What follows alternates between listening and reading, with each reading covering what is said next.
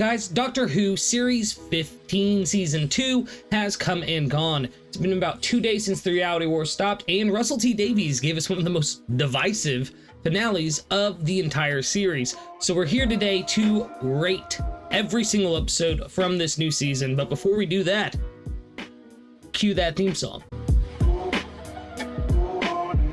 Addiction, yeah, you're hanging out with Lucas. Manga, animator, anything, alright, let's do this. Weekly is the basis, worst generation. Cooking up a feast while he's turning through the pages. Theories that he's making, from shonen to seinen. Blocked in, analyzing, using observation. Yeah, observation. Rambling addiction.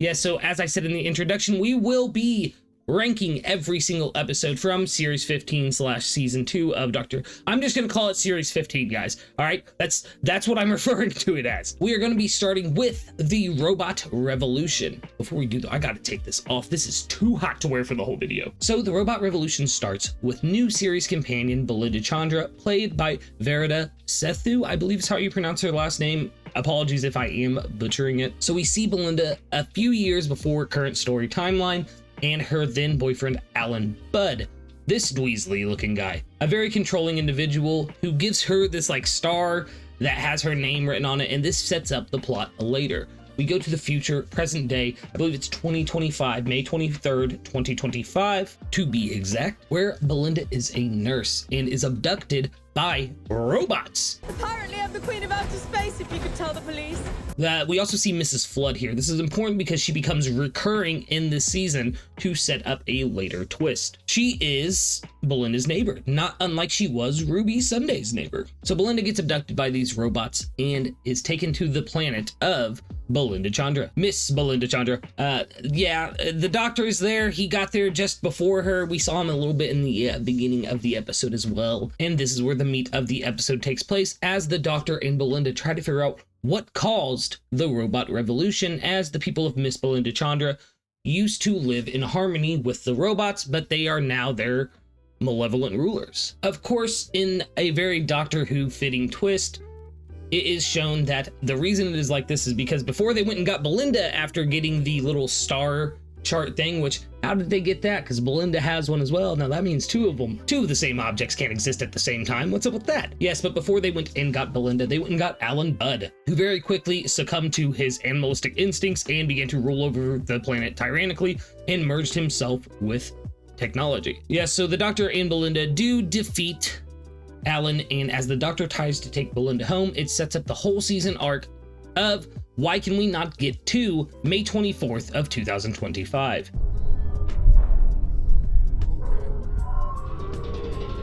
So this episode was a pretty decent season opener. I will say some of the side characters and stuff are forgettable. Like I literally just watched the episode a few days ago, and I cannot remember the name of the chick who passed away during like the whole revolution scene, and like I don't remember any of the rebel leaders' names. Yeah, so the side character writing in this one was very, very weak. But that said, it did serve its purpose to set up the multiple plot threads of the season. I'm gonna give it a solid, let's say 7 out of 10. Like it's average. It's an average episode. Maybe even 6, but no. I feel like 6 is a little too harsh, even though that is an average score. Let's go 6.5 out of 10 for the Robot Revolution. Next up is Don't Make Me Laugh, Lux. Yes, Lux. So episode 2 opens up as Belinda and the Doctor go to the 1950s in Florida, I believe. Is that where they're at, Florida? They go here to put down the vortex indicator, a MacGuffin device that allows the Doctor to fish for the timeline that they want and connect to May 24th, I think is how they explained it in the show. That way they can kind of like catapult themselves to the day that they need to get back to. Also, I just realized you can see the scarf still. Get down there. Tom Baker. You're not David Tennant, you don't get to come back all the time. So yes, they go to Miami, Florida in the 1950s to a movie theater where in the introduction we had seen a beam of moonlight had hit a spoon and caused the cartoon character on the screen, Mr. Ring-a-Ding, come to life out of the screen and, you know, kidnap an entire audience. So this episode was really good, I'm not gonna lie. I won't give a full recap of every episode like I did for Robot Revolution. I did that and then I realized like that might be too time consuming with how many episodes I want to talk about and all the other things I want to talk about. But yes, we do see the Doctor find out that the people are trapped in film. We get this really cool moment where like they go into the film and become two-dimensional, and then they start like having emotional conversations between Belinda and the Doctor and get more depth to their characters. Something that Mr. Ring-a-Ding had kind of hinted at earlier when they were asking him questions about who he was, and we find out that he is a pantheon god, the god of light, Lux Imperator. But yes, there's this cool moment where they're cartoons and stuff and they're trying to break out, and they meet some Doctor Who viewers who all say that Blink is their favorite episode, which is crazy. We all know Midnight is superior. You see, yeah, you guys get why I said that. But yeah, it's a really strange meta moment, I'm not gonna lie. In the way that they ended that, I thought they would play a part later in the season. Spoiler alert, they did not. But yes, ultimately, they don't necessarily defeat Lux, right? He just kind of starts absorbing the sun and becomes light throughout the entire universe. It's almost euphoric for him, it looks like. Just watch. Light of creation. I am everything. And I thought this was really neat because I like when the Doctor doesn't necessarily defeat villains, but he doesn't necessarily not stop them. I don't know. Is Lux still alive? Like, he's out there, right? He's just light throughout the universe. I really enjoyed this episode. 8 out of 10. Next up is The Well. What? There he is. So in the distant future, Belinda and the Doctor go to this mining planet where inside a facility only one survivor remains, a deaf woman by the name of Alice Finley. Here, the Doctor runs into an old foe, one that he has never actually come face to face with. That is the Midnight Entity. Could be anything. Could be anything. They just stand there, do something, make it stop. Make your scared my wife. I never knew I needed a Midnight sequel. I don't think I ever really wanted a Midnight sequel, but damn did they pull this off.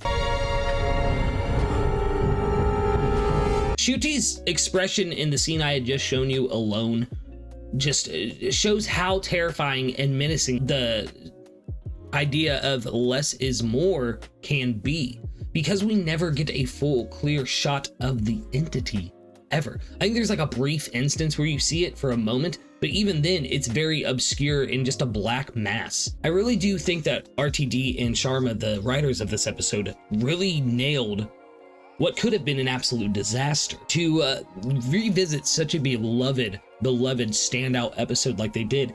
And not only that, but to expand on the evolution of this creature that we still know nothing about without giving away anything really, was just magnificent. A 10 out of 10. This is probably one of the only episodes in the entire season that I will give a 10 out of 10 to. And I have to say as well, this is where the relationship between Belinda and the Doctor really took off for me, because there was that absolute terror in them. In Lux and the Robot Revolution, yes, there was the looming threat of, you know, a god and an evil X, but it was not as unsettling or as nerve-wracking as the entity was in The Well or in its first episode, Midnight. So yeah, 10 out of 10 for The Well. Next up is Lucky Day. So the episode starts out with Belinda and the Doctor going to 2007 to lay down the Vindicator again to try to get a better read on 2025. So the episode follows Ruby as she dates Conrad that we saw in the beginning, meeting the Doctor as a child. He's going to be a podcaster, and then it turns out she introduces him to UNIT and stuff like that, and they fake an alien attack, him and his friends do. He's a tool, right? He's a complete big tool. And yeah, I did not like this episode. I'm just gonna be real. You can tell how unenthusiastic I am to even talk about it, really. I love Millie Gibson as Ruby Sunday. I felt really sad that she left at the end of last season. I was hoping we got to see a little bit more of her in this season, and we did. We get this whole episode about her. And I like Conrad as a villain because I hate him, but that's the point of a good villain, is if the writer can make you despise them. That said, this episode just felt, I don't know, grimy to me. I don't know how to describe it. It just, the writing wasn't there. I felt like the story beats could have been hit a little bit better, if I'm honest, especially when it was followed by 3 pretty decent episodes, right? Especially The Well, which came right before this. And I'm not a big fan of, I don't know. It's hard to say. As you guys can tell, I'm still trying to even gather my thoughts on it properly for this review, even though I've had weeks to sit on it.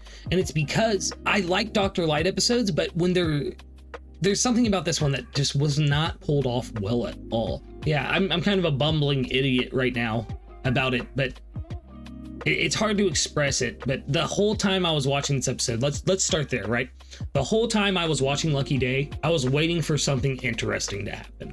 It was very underwhelming, and I feel like it was a waste of an episode for Ruby Sunday as a character when there were many fans like myself who were wanting to see more of her from season 1. So yeah, this was the worst episode of the season for me, guys. No other way to say it. I don't know if I'd necessarily skip it on a rewatch, because I would want to see if there were any like little things that may have hinted towards later in the season, besides, you know, the Mrs. Flood cameo that is necessary for every episode this season. So yeah, I'm gonna give this a 5 out of 10. Next up is the story and the engine. We see Shuti's doctor go to Lagos, where he feels at home. As he states in the episode, I'll let him explain it, because coming from a white dude, it's gonna sound weird. But here, in Africa, in that barbershop, I'm accepted. So Shuti and Belinda land, and Belinda stays on the TARDIS as Shuti goes to visit his barber, Omo. As we get to the shop, we find that Omo's shop has been basically hijacked by a man who has created this thing called the story engine that runs off stories. He created it so you get to the heart of the creation of story in this cosmic web that he himself designed, stealing technology from the gods and whatnot, to destroy the gods, basically, to remove them from the stories of man. So with this one, I have to say, I really enjoyed this. I thought the actors all did phenomenal. It was a really good moment to see. They tried to play with some of the race stuff with Shuti in the first season with Dot and Bubble, which I did give a pretty high score when I did my review last year, but after several rewatches and stuff, I do feel like it's lacking, and that the racial stuff that they tacked on there at the end was kind of, well, just that tacked on. But I feel like they handled it a lot better with showing, you know, a good amount of culture and appreciation for that culture in this episode. It did bring up an issue that I have had with New Who, though. So I've been a Doctor Who fan for just about 20 years, or just over 20 years. I started towards the end of season 1 of New Who, start of season 2, and I have seen all of Classic Who. Peter Davison is my favorite. I said that in the last review as well. But something I've noticed in newer era Who is they don't introduce Time Lords very often that are like new Time Lords. Like I remember back in Matt Smith's era, when leaks about the Corsair came out for the Doctor's wife, or the Corsair, or maybe I can't say that word, but the leaks for the Doctor's wife came out, and like we just knew that Time Lord may show up in the episode, and everyone was excited because, oh, we're getting a new Time Lord. What's this? This is awesome. And when you get introduced to the barber, I got really excited. I was like, man, is this a new Time Lord? Like, and he's the one that's going after these gods of story and stuff, and there's a reason. Maybe he saw something in the time stream that's like, I've got to take him out, Doctor. Like, you know what I mean? And I realized, why don't they do that? Why don't they introduce new Time Lords ever? It bothers the heck out of me. Stop recycling the Master. You know, we're going to get into that later. That's a whole different other problem, and I don't want to take away from the episode itself because of that one weird thing I kind of noticed during this season's run. So yes, the Doctor does defeat the barber with the help of Anansi, the goddess story from African culture's daughter, which, yeah, that was really cool. We also got to see the fugitive Doctor, Joe Martin, back again, which was awesome. Very sad it was a wasted, I thought maybe she was going to show up again later in the season or something, but it was cool even if it was a very short cameo. But this episode at the end did something that I love throughout all of Doctor Who, and that's when, while the Doctor does defeat the villain, he also saves them. It's something that the Doctor is good at, and the reason that he is the Doctor. And it made me start falling in love even more with Shuti's Doctor, which was something I cannot say for season 1. As you guys know, he was filming something else in the middle of season 1, so there was a reason he wasn't, you know, in it that much. But yeah, it was really cool to see that part of the Doctor come back. Like I said, this was a very solid episode for me. I'm going to give it a nice 8 out of 10. Next up is the Interstellar Song Contest. Welcome to the 803rd Interstellar Song Contest! And guys, I have to say, this is the best written episode of the season. I'm not going to give it a straight 10 out of 10 because I do think there were some pacing problems with it. But yeah, let's get into it. So Belinda and the Doctor land at the I believe it's like 5,000 and something Interstellar Song Contest, hosted by Rylan from the Eurovision Song Contest. And this gave us one of the most dreadful shots in all of Doctor Who history. We see the villain of the episode, Kid, and his girlfriend, who are of a new race introduced, Hellions, basically try to take out 100,000 people at once before taking out over 3 trillion. And when I say this shot sent chills down my spine,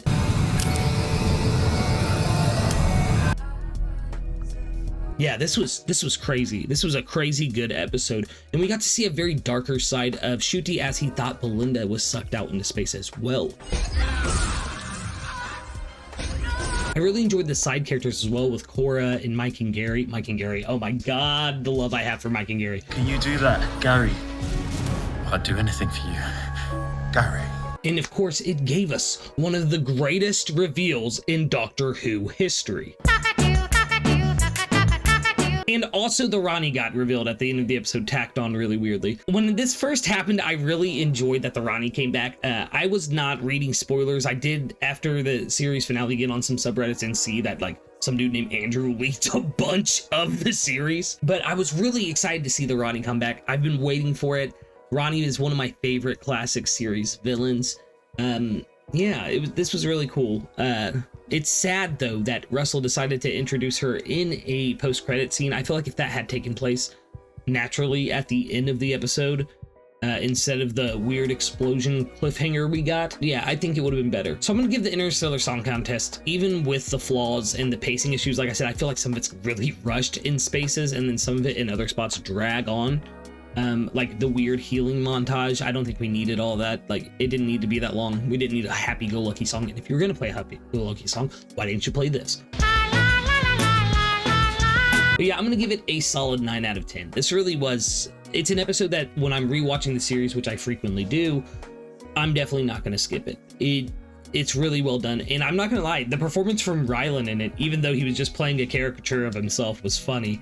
Like when he got blown out into space, he was like, oh, not again. And it's like, oh, okay. And that left me wondering what's going to happen in the last 2 episodes, because obviously Rylan got blown out into space before, and he's one of the only survivors from whatever happened on May 24th. I will say, before moving on to the final 2 episodes, that Susan coming back, Carol Ann Ford, and seeing her on screen was one of the most magical moments in Doctor Who for me, even though we only got her for those brief instances, and I wish they would have done more with her in the later 2 episodes. I loved seeing her back and hearing her say grandfather, and it really meant a lot as someone who is a big fan of the classic era of Doctor Who. That said, Russell T Davies, if you do not bring her back in season 3, if you're still showrunner or next showrunner, whoever that may be, I'm gonna be very upset, because Carol Ann Ford deserves it and us fans deserve it. We don't deserve just having this small little tease of Susan and the Doctor reuniting. That's not a reunion. We want to see her and the Doctor reunite.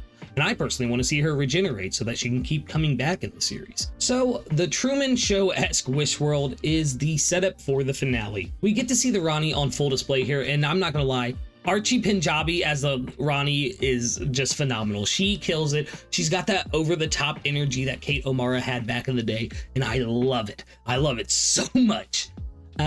Conrad's back. He's the one controlling the Wish World. Don't care. Don't like the guy. We see the Rani go back in time and kidnap a baby known as Desiderium, a wish god. Yes, that is right. A god of wishes. And this is what sets up Wish World. Conrad has now, like I said, hate the guy. Conrad has now set up an entire reality of his own where everyone has a partner. Everyone lives in a happy male-female relationship. And it's very Stepford Wives kind of vibes, Truman Show kind of vibes, like I mentioned at the beginning of this part. We see that the Doctor is going under the alias of John Smith, alias that should be familiar to anyone who's been a fan of the series for more than 2 seasons. But it is not because of a fob watch incident or anything like that, it is because of the wishes of Conrad. So him and Belinda are married and have a child, which is Captain Poppy from Space Babies. Same actress and everything, and we saw her briefly in the story in the engine as she led Belinda to the Doctor. It didn't come as clear that the goal of the episode is for the Doctor to remember and come face to face with the Rani. The Rani! So I enjoyed this episode. I really like Archie and Anita's chemistry as the 2 Ranis. It was a little like, oh man, come on, get to it. there at the end. Once again, a pacing issue, just like in the Interstellar Song Contest. I feel like the Rogue cameo was a little weird. I get why they did it, and it was cool seeing Jonathan Groff come back as the character. I think it would have been better if he didn't tell the Doctor he loved him, if I'm honest. I get why they did that with what happened in the final episode, but I feel like it's just weird because they only had that one instance together, and while we've heard the Doctor mention Rogue in this season, we hadn't really seen him try to go get him or anything. Maybe that's what he was doing in between Joy to the World in season 2, or in between season 1 and Joy to the World. Who's to say? But yeah, tables don't do that. It's pretty obvious, Doctor. Come on now. Seeing him realize who the Rani was amazing. I always used to think that the Rani and the Doctor were lovers back in the day. Like, I don't know why I got that vibe. I was like, they fight like they used to be like they're exes, right? So seeing Archie and the Doctor dance and her saying all this stuff, it really sparked that theory back in my mind again. But yes, we find out that the Rani's goal is to resurrect Omega and make him a god of time like he always wanted, and blah, blah, blah, blah, blah, blah, blah, blah. This is my problem with RTD's finales. You know what? I'm just gonna get out of the way. I'm giving this one a 7 out of 10, guys. Wishworld, 7 out of 10. I love the Ranis together, and it had enough interesting stuff to not get a 6, but choosing Conrad as a main season villain was the wrong choice, and then doing what they did in the Reality War was the wrong choice. Let's get into the Reality War. So as the Doctor falls on the balcony, like we saw at the end of Wishworld, a door opens up in the middle of the balcony, and the Time Hotel comes into play as we see Anita.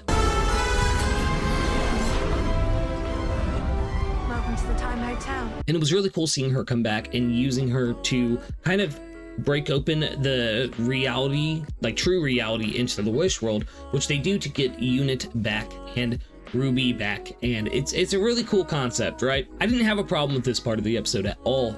I really like the setup and everything. My problem comes when the Doctor goes to confront the Rani. Why would Russell... I'm gonna get angry, okay? I am. Why would Russell bring Archie in as the Rani just to have her killed by a big CGI monster Omega? None of us wanted that. While we all wanted the Rani back, we all wanted Omega to make an appearance as well. Not like this, dude. I've never been this upset as a Doctor Who fan. I'm gonna be honest. Even when the Timeless Child happened, like, I was mad, but nothing like this. Why would he make such a good classic Who villain into a CGI monster like that? It would have been more impactful if he came back with Peter Davison's body. It would have been more impactful if he came back with no body in a masked form like we saw him in the original appearance in the Three Doctors. Instead, we get a CGI mess, and I hate it. I'm just gonna say that. I hate it. I hate what they did to my boy Omega. Like, and it felt like a cliff note. The Rani and Omega stuff felt like a cliff note. I'm excited that Anita Dobson's Mrs. Flood did survive, so we may see the Rani regenerate and come back again. That is awesome, but this felt so rushed and so underwhelming, just like the Sutek stuff did in Empire of Death, which I did give a higher score in my season 1 review, but once again, after multiple rewatches, you see the flaws even more prevalently. And I've watched the Reality War about 4 times now. This really bothered me though. Next up, we find out that the Doctor and Belinda are fighting to keep Poppy. Poppy is their daughter, and they're trying to keep her in a box. And this leads to my next problem: is if the Poppy was the Doctor's daughter, that would have been the perfect way to bring in Susan, who would have come in and be like, "Oh yeah, that's my mom." You know what I mean? It would have been made, but you didn't do that, Russell, did you? Did you? Can you guys tell I'm upset about this? The whole Poppy stuff, right, and her disappearing and Ruby being the only one to remember, that was okay. I really liked the whole retroactive thing of maybe that's why we saw her in the story and the Indian stuff, is that she was always Belinda Chandra's daughter. It was just that the timeline had already shifted by that 1 degree, so she had not existed. The reason she showed up in Wish World is because of that. But that doesn't explain why she was in Space Babies, Russell. They get Poppy back, and the timeline shifts at the cost of Ncuti Gatwa's Doctor's life, as this episode ends and he regenerates into Billy Piper. I'm gonna give this episode a 6 out of 10. Let's go into final thoughts. It looks like we might be getting another hiatus, guys. Or we're gonna get season 3. I don't know. The BBC said that they will take up Doctor Who if Disney Plus doesn't renew the streaming deals, but let's face it, there's probably not gonna be any Doctor Who next year. If there is, it'll probably only be one special. With the regeneration into Billie Piper, I do see the vision. I was excited when I saw her on screen. I know I seemed kind of bummed about it when I was just mentioning it then, but that's just because of how upsetting everything in the reality war was to me. I'd waited years and years for the Rani to come back, only for her to die in seconds. I waited years and years for Omega to come back, only for him to get blasted away by a gun, which the Doctor doesn't use. Why would he use a gun, Russell? I'm not going to keep getting mad, guys. I'm sorry. But yeah, I feel like with Omega, they should have used him as a big bad to span over seasons 3 and maybe even season 4 as well. Like a background, a looming threat in the background that the Doctor cannot escape. It would have also made the Rani a more prevalent character. We could have seen her throughout the next season and maybe the one after that as well as a recurring villain until she finally does summon Omega. I would have loved to see her fail in the reality war and Omega not get summoned and she escape and that's what happened kind of thing. Once again, I'm going to go back to Billie as the Doctor, or not the Doctor, because she was not introduced as the Doctor in the credits. So I believe that, and I have to give credit to my boy vexyz, the Lurking Legend, for this, she'll probably be akin to the moment. Like maybe the moment is a future life of the Doctor that has to go back and stop him from making the mistake on Gallifrey of actually wiping out the planet and not freezing it in time stasis like he does. This would be a really interesting take on it. And then we could see that once they've relived the moment, they regenerate into the 17th Doctor and we'll get a series with them. Or a crazy harebrained theory, they're the Valyard. I don't know why, but something in my gut was like, I feel like with what Russell's been doing and the Rani stuff and Omega, like he's gonna be like, this is the Valyard, and she chose Billie's face because of this reason or this reason. Or maybe it's tied to the heart of the TARDIS and her, Billie being the last person, I keep saying Billie, Rose being the last person to look into it is the reason that Ncuti got this face from interacting with the heart of the TARDIS. I'm not sure. Overall, it was a good season, and it's sad to see Ncuti go. I had just started really enjoying his Doctor. I liked him a lot after the end of season 1, but season 2 made me fall in love with him as the character, like I had done with actors in the past. And I think I, more than anything, just feel bad for the guy. He got to come into this iconic series in this iconic role, and he nailed it, right? He nailed the performance, only to be met with nothing but hate online and criticism, all because, once again, bad writing. And I hate to say that because it's Russell T Davies who had such a prolific run in the beginnings of New Who, but that's the truth. Russell's not writing up to par with what he used to, which is really sad because there's these breakout moments throughout the season, like the Interstellar Song Contest and The Well, that let you see that Russell does still have it. So what's going, and it just makes it so that the rest of the time when these things happen, you're like, why are you doing this, man? You know how to write and you know this series like the back of your hand. So how are you arriving at these decisions? And when it comes to the hiatus stuff, I don't know if it'd be a bad thing, and I hate to say that as someone who loves the series so much. I don't think it would kill the series or anything like that, and maybe it comes back with a brand new life and we get more like classic, oh my god, I almost said classic New Who, and we get more like the New Who era. Because instead of just ramming old concepts into the show in ways that waste them, really, you could take in, like they did in the New Who era, where it's like, these are concepts from the old show and they just flow right into the story, right? I believe it's the Ood sphere, comes from the same sphere as the, oh my god, what are they? They're the telepathic entities. They fought the first Doctor. I'm gotta look this up. The Sensorites, that's what they were called. It's the name of the serial, Lucas. But yeah, so in that episode with the Ood, with him and Donna, David Tennant's Doctor and Donna, right? David Tennant just mentions the Sense sphere with he doesn't mention the Sensorites, but it's stuff like that. Like, just do that, right? Just mention things from the older eras and stuff like that. You don't have to ham-fist these older concepts in there until you have a proper storyline. Think about when he did the Saxon Master. That was amazing. The whole setup of Yana, and then we meet the old Master at the end of time, and he doesn't even know he's the Master because he's been fob-watched. Like, Russell, go back to that, man. What are you doing? I don't know, guys. I'm gonna be honest. If season 3 does come out, I hope that Russell has learned from what he was trying to do here.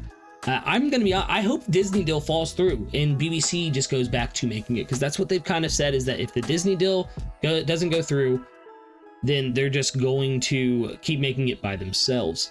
And I would rather that, because at least with the BBC making it, we may get more episodes in a season. And I feel, like I said earlier, I feel really bad for Shooty, just as much as I did for Jodie during her run, where they were just given these subpar kind of episodes at times. But even saying subpar, I don't want people to think that I'm exclusively shitting on this era. No other way to say it. I think season 2 was a big step up from season 1, and season 1 had a lot of production issues with Shooty not being available because of Sex Education's filming schedule as well.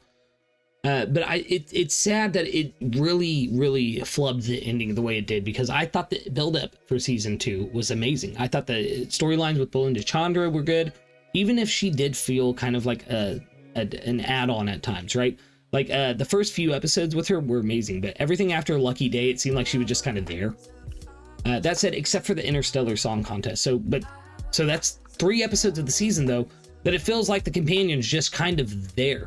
And in Lucky Day, she wasn't even there. And I feel bad for Millie and Verita as well, because they both deserved better, because they were amazing companions. I loved Belinda. From the get-go, I loved Belinda. Same with Ruby. She had a fun energy that almost reminded me of Ace back in like the 80s runs.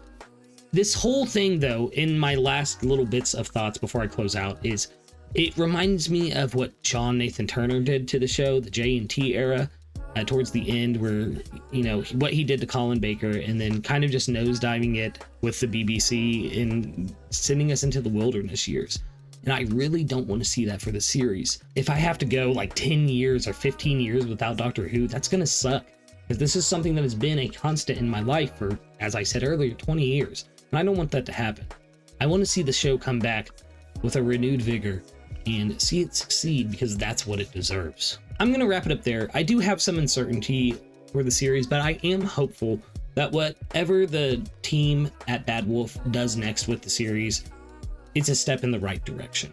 I have faith in the show, and hopefully Russell can figure out what he did wrong, and maybe they'll give him a little bit more episodes so he doesn't have to cram his overarching plot into only 8. So while I am uneasy, I am hopeful for the future. If you've made it this far, make sure you subscribe, like, comment. Subscribing is the #1 thing you can do to help smaller creators like myself. But more importantly than anything else that I've said in this entire video, I hope that you have a wonderful, wonderful night.